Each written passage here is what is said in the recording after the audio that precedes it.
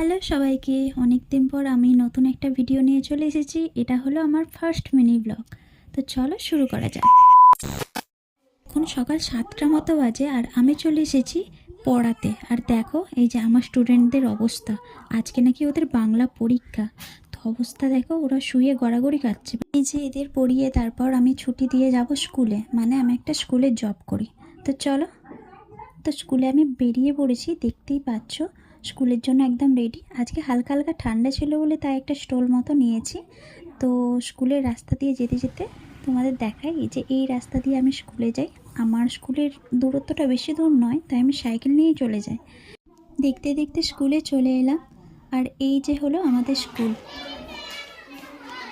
এত চেঁচামেচি হচ্ছিল তাই আমি ভিডিওটা অফ করতে বাধ্য হলাম। আর তারপর চলে এসেছিলাম আমি ক্লাসেতে, আর এটা ছিল আমার বাংলা ক্লাস। আর ওদের সঙ্গে